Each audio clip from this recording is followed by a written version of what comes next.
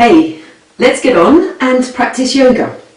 Today we're going to start by laying ourselves down into Savasana, corpse posture or pose of serenity. It's a supine pose and it's going to be the foundation for us to lead into the lesson today. So bring yourself to lay flat along the ground or on your mat or on a blanket or a towel. Allow your feet to be hip width apart, let your toes drop away from each other. Allow your arms to roll away from the sides of your body. Have your knuckles into the floor and allow your fingers to curl naturally. Gently draw your chin down towards your chest so that you rest on the centre of the back of the head. Unclench your teeth, peel the tongue away from the roof of your mouth and connect with the rise and fall of your chest. Synchronise with the rise and fall of your belly. And every time you let go of your breath, allow yourself to surrender, to release. And every time you breathe in, draw in a sense of elevation, reach, space, and then exhale. So preparing ourselves for the positions ahead, softening our mind and body so that we may become more supple. Let's draw the heels of the feet together. We're going to do Supta Padanghusthasana, which is lying down, one foot in one hand. And this is one of the preparatory positions that we are taking because we're going to be practicing a new posture in a few minutes. Let's bring our left hand onto our left hip. Let's breathe in and draw our right knee in towards our chest. If at this point with your practice you use a belt or strap, then please do bring this into play. You'll be able to put the belt or strap around the base of the right foot. If you are able to connect your right hand with your right foot, then do that. Have a breath in and stretch up through the torso, create space, and exhale gently. Begin to straighten that right leg. Your left hand is on your left hip to gently give pressure in that area so that your left buttock remains connected with the mat. You want the base of your spine well aligned with the mat. Nice deep breath in. And as you exhale, you're going to soften and loosen in that right hip and allow that right foot to drop out to the right hand side. Ensure that both your shoulders are still connected with the mat.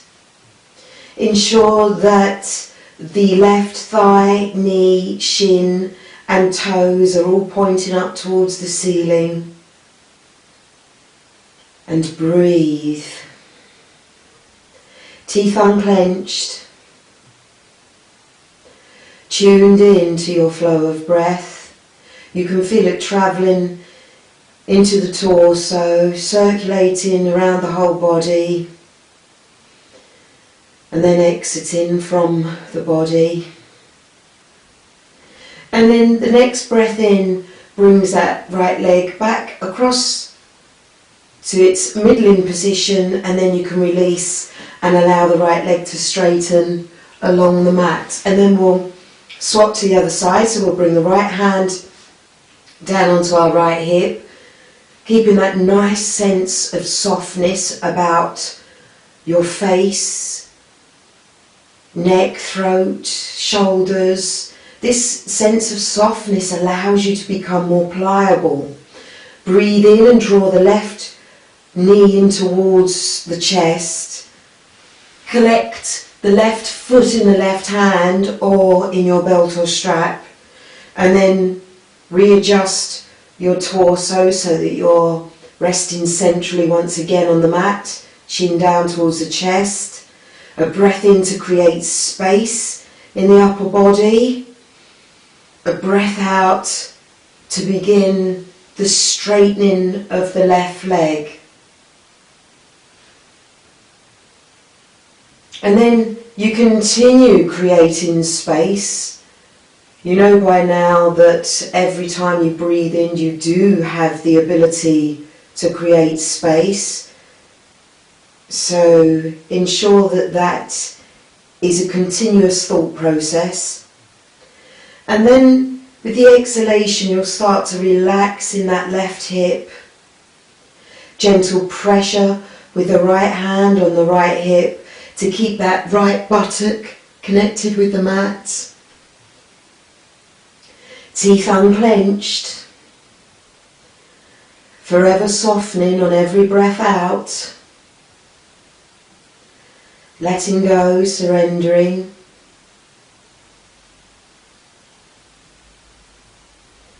And then breathe in, drawing the belly button towards the base of the spine, giving the spinal cord support as you bring the weight of the leg, the left leg, back over to that middling position, and then allow that leg to bend and stretch along the mat. Then let's breathe in, bend both knees, roll onto our right hand side and bring ourselves round and up into a tabletop position. On all fours. Knees hip width apart, hands shoulder width apart, toes turned under. Let's breathe in, lift the hips, the buttocks and the tailbone up towards the ceiling. And with the knees gently bending, let's walk those feet in towards our hands. Bringing the feet between the hands, and then at this point in forward bend, if you need to have a bend of the knees, then do so. You can relax your torso on the upper thighs. If you can straighten the legs, then great. That's your fullest stretch that you can get in this position. Draw those buttocks forward and readjust the weight in your feet, taking the pressure out of the toes. Allow the toes to relax. You should be able to pick them up and give them a little bit of a shake. Smooth the back of the neck by allowing the head to drop down towards the mat. And then we'll walk the hands up the legs as we pull the stomach in, as we stack the bones of the spinal cord, chin onto chest. As the shoulders come over the hips, you'll then be able to raise the head and bring the chin parallel to the mat. Allow the arms to hang naturally by the sides of the body, the fingers loose and limp down towards the floor. Tadasana, mountain posture, finding your foundation, feet firmly planted, grounded into the earth beneath you as you rise up to make yourself as tall as you can be. We're going to move into our next position of preparation, which is Trikonasana, triangle posture. It's a lateral bend of the spine. It helps release and open the hips further, and it stretches the sides of your body. These are all leading up to us doing Anantasana, the eternal one, or otherwise known as sleeping serpent, couch serpent. It's a position of the god Vishnu. Let's bring the hands together at the heart. And when you exhale, you're going to jump step or walk the feet about 3.5 feet apart. You're going to stretch your arms out alongside you. fingertips reaching to the walls either side of you.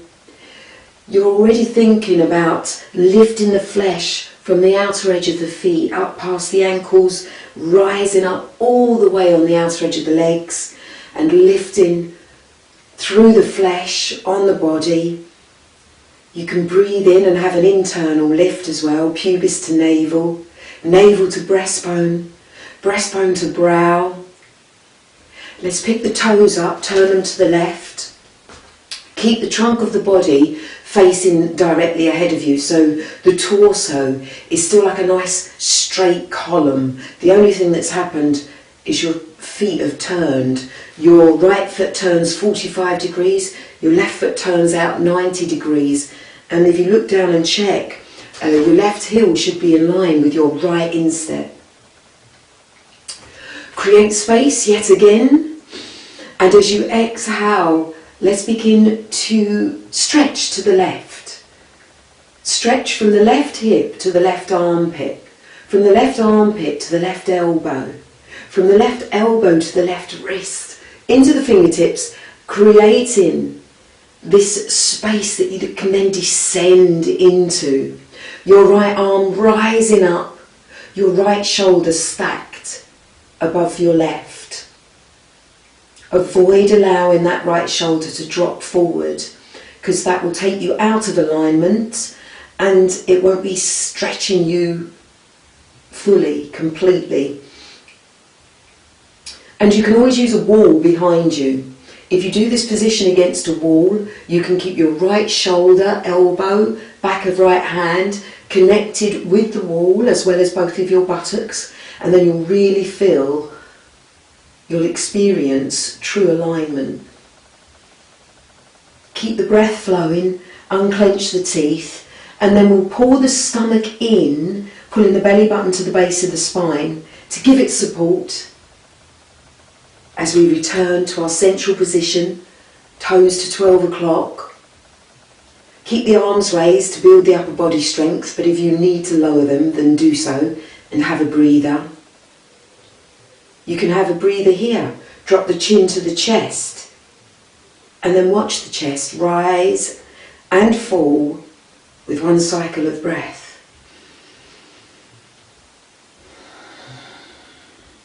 And then let's turn our feet to the opposite side. Right foot turns out 90 degrees, left foot turns in 45 degrees. Create space and then extend to the right, stretching through the trunk of the body, through the right arm, beginning to lower. Keeping that left shoulder directly above the right shoulder, feeling as if you're pinned between two panes of glass, or indeed place your buttocks, back and shoulders against a wall. Another breath in through the nostril. As you exhale, rotate the torso to the left. So you're bringing the left side of the chest to look up, to point up towards the ceiling. And the right side of the body is moving round towards the belly button.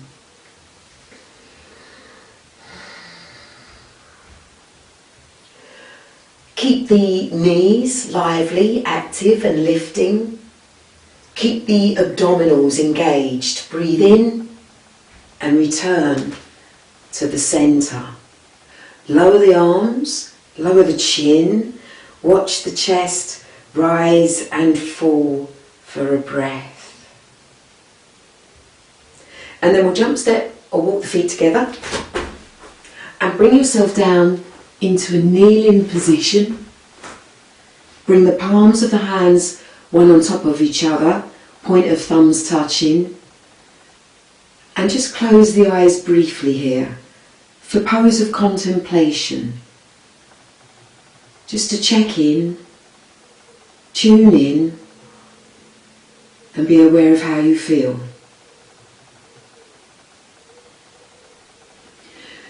So we're going to practice Anantasana now, the eternal one, a position that's going to build a real strong sense of balance, and it's going to give us inner poise.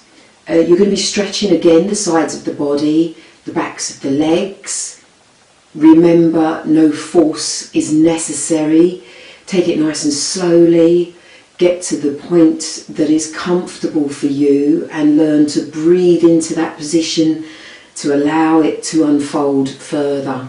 Your breath is your guide, so stay attuned to your guide. So let's bring ourselves to stretch along our mat on our left hand side.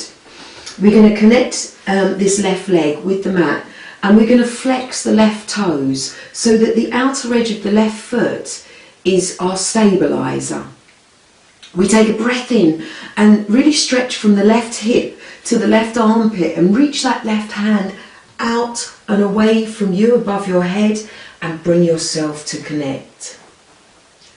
You can then breathe in, and as you exhale, bend the left elbow so that the left hand can either rest at the back of the neck or at the temple, wherever it feels comfortable for you.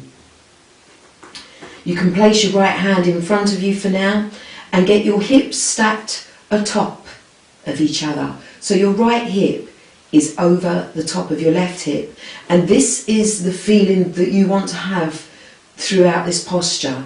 Again, you could have a wall directly behind you to help you gain this connection with your alignment. This position is going to give you better circulation in your legs as well. And it also assists with any disorders of the urinary tract, the bladder, the ovaries and the prostate. Take a nice deep inhalation, unclench your teeth, relax the skin on your face, and just smooth and soften around the neck and throat. You're going to breathe in and bend your right knee in towards the right shoulder. You're going to connect your right hand with your right foot, or you're going to connect your belt or strap. You can put it around the foot here, so that you could even have your hand down here and the belt will be connecting with the foot. Take your time, adjust and adapt. Breathe in the position so that your body has time to acknowledge what the mind is asking it to do. Another breath in, creating space. Exhale, gently begin to straighten the leg. Now you want the inner leg, the inner thigh and the inner shin and the inner foot to be facing in the same direction as your face. Keep your right hip stacked over your left. Avoid rolling back or forward. Breathe. This is going to help tone your abdominal muscles too. The eternal one, Anantasana, couch serpent. And then gently allow that raised leg to bend and stretch it along the mat. Place it onto the left leg and breathe in and out. And then we can turn ourselves around to do it all again on the other side. So stretch your right leg along the mat. Draw the right toes slightly back towards the trunk of the body so that the outer edge of your right foot is your stabiliser. Make that nice connection all the way along, and then have a stretch. As you lower the trunk of your body to the mat, you can really make a lot of space from that left hip, from that right hip, all the way to the right fingertips. And then you can bend that right elbow and rest the hand at your temple or cushioning the back of the neck. Your left hand as a stabiliser to begin with. Let's bring our left leg to rest on top of our right so that we have that experience of being in a nice straight line. Our hips are level, our left hip directly over our right. Unclench your teeth. Breathe in and bend the left leg and collect the foot into your hand or belt. Another nice deep inhalation. Create space. Really stretch up through the torso and stretch down through the leg, the straight leg. And then as you breathe out, you'll begin to straighten the left leg. Sorry, apologies. So reach and stretch through that right leg, the anchor leg, and make sure the right foot is firmly into the mat. Ensure that the inner left leg is pointing in the same direction as your face, and the sole of the left foot is rising up toward infinity. Breathe.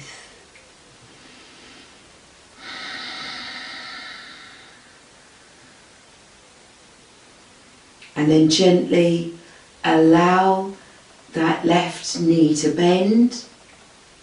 With the strength and grace you went into the pose, exit it and release. Nice and easily roll onto your tummy, bring your hands either side of your chest and come to tabletop position. Make a nice foundation, knees hip width apart, hands shoulder width apart.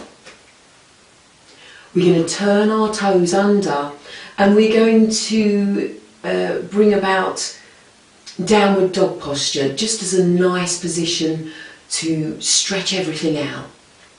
So we're going to breathe in, we're going to pick the knees up off the mat, we're going to pull the belly button towards the base of the spine as we lift the tailbone, the hips, the buttocks, and bring ourselves into Adho Mukha Svanasana, downward dog. It's like we're making an inverted V position with our body. We're stretching up from the palms and the heels of the hands all the way up through to the shoulders. We're stretching through the spine and we complete that continuum of stretching down through the backs of the legs, ensuring all parts of the body are engaged with the posture. Nice long deep breaths with the teeth unclenched. Look at getting your ears to brush on the insides of your upper arms so that you know the head and neck is a natural alignment from the spine.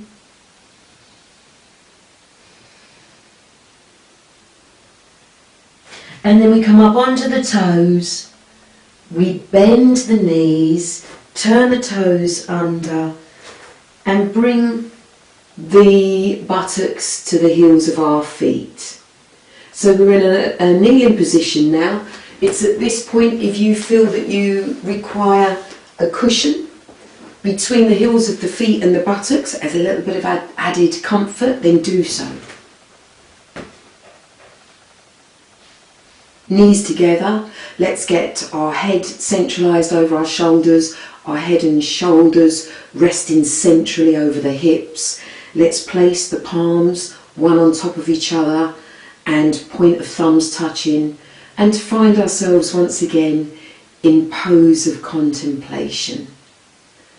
A time to close your eyes, to unclench your teeth, to relax the skin on your face, especially around the cheeks, the eyes and the forehead, to release through the shoulders, to have an inward view, to follow your passage of breath deep inside yourself. Go with the flow of your inhalations and exhalations. Make your breath longer, deeper, fuller. Tune in.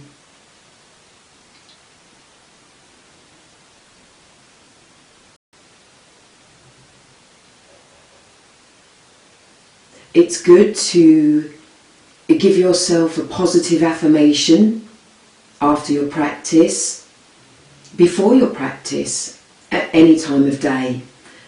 For the more you affirm positivity to yourself, the greater it becomes your reality. And opening your mind to new potential, new possibilities of positiveness is very beneficial for your general health and well-being. So today you might like to give yourself a positive affirmation such as, I have grown in strength, balance and coordination. I have grown in strength, balance and coordination. And just repeat this over to yourself a few times. And then we'll draw the hands to the heart. We'll give ourselves thanks for our yoga practice and gratitude for everything we have in our life. Enjoy the rest of your day. And remember, yoga is good for you.